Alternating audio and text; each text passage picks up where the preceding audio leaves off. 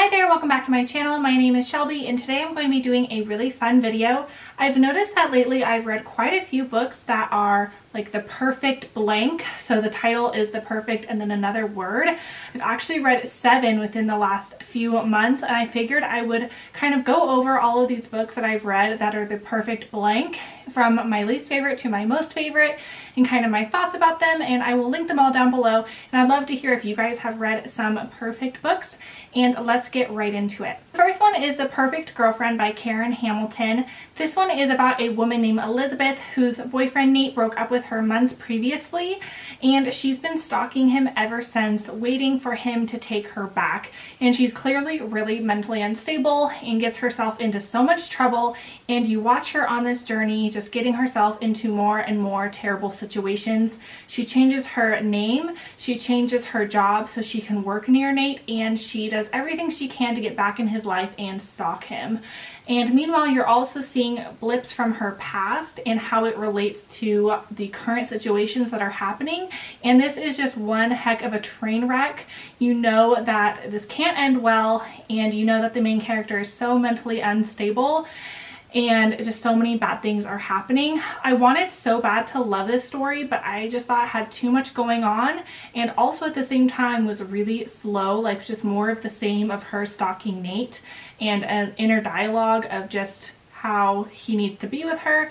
And this one just didn't work for me. A lot of people really liked this book. It just wasn't a favorite for me, but I did find the concept really interesting, and I ended up giving this one 3 stars. The next one I have to talk about is The Perfect Wife by J.P. Delaney. I had just recently read this one and it does not come out till this summer, but it is a sci-fi thriller, which I really liked that about it. It is about a really cool concept where you can basically bring back your spouse who has passed away or is no longer in your life as an AI. And so the main characters are Tim and Abby, and Tim works for a robotics company. I think he owns it, and his wife disappeared 5 years ago, and he's been working on an artificial intelligent robot version of her, and now it's been 5 years and she's ready to go live.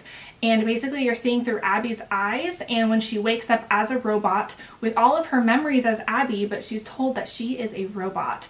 And she just has a sneaky suspicion that things are not as they appear, and when she goes home some weird things start happening.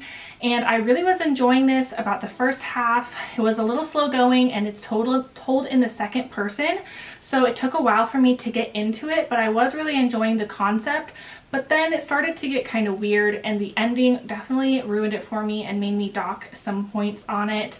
Like I said, I really enjoyed that it was a sci-fi thriller, and I thought that it was kind of like Black Mirror in regard to that, so it was creepy but seemed kind of possible, and the ending just ruined the whole thing for me, so I ended up giving it 3 stars. The next one I have to talk about is The Perfect Child by Lucinda Berry. I really enjoyed this book. I think it is Lucinda Berry's premiere novel, but I'm not 100% on that. This is about a married couple named Hannah and Chris. Chris is a doctor, Hannah is a nurse. They work at the same hospital, and they have been dealing with infertility for years and have had bad experiences with trying to adopt. Well, a little girl who's like 5 years old or something comes into their ER and is suffering from a lot of neglect, and a lot of bad things happen to her, but they instantly connect to this little girl and they decide to foster and adopt this little girl, and they know she has a lot of problems.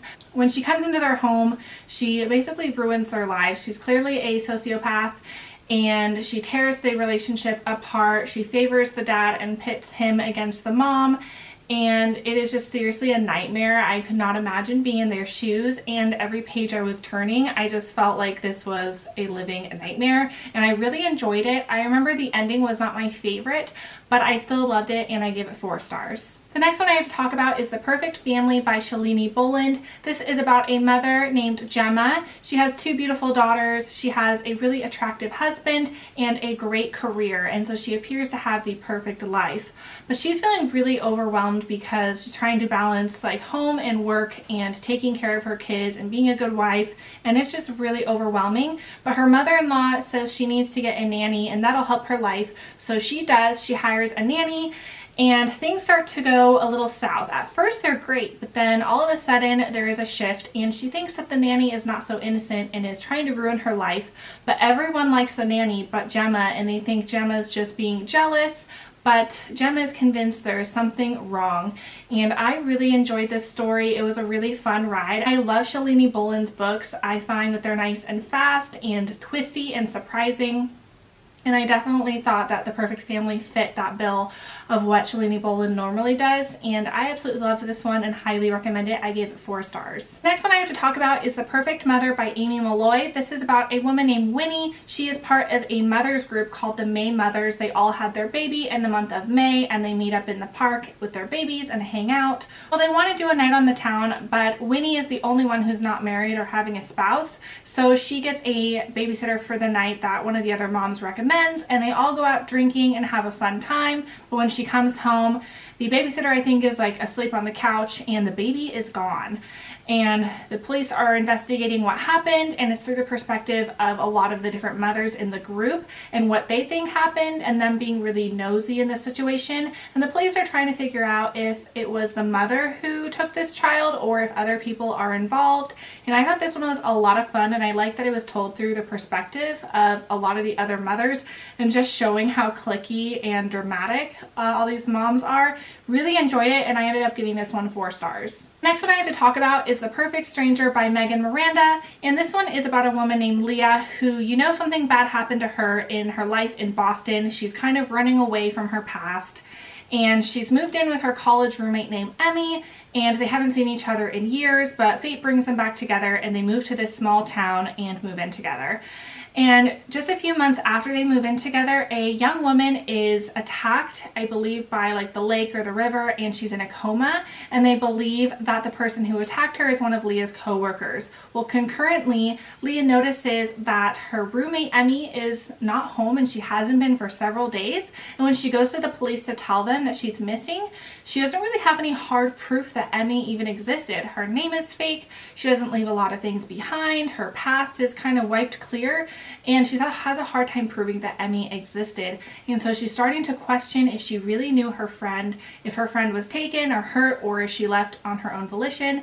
And so you're solving a few different mysteries. Who attacked the woman in the woods?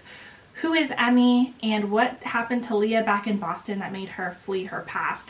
And I thought this one was a lot of fun. I liked half of the ending, the other half was not a fan of, but I really love Megan Miranda's writing and I loved putting all of the pieces together, and I ended up giving this one 4 stars.